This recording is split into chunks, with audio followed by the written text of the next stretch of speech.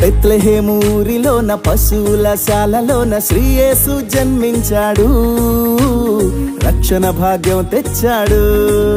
అరే బెత్లెహేము ఊరిలోన పశువుల శాలలోన శ్రీయేసు జన్మించాడు, రక్షణ భాగ్యం తెచ్చాడు.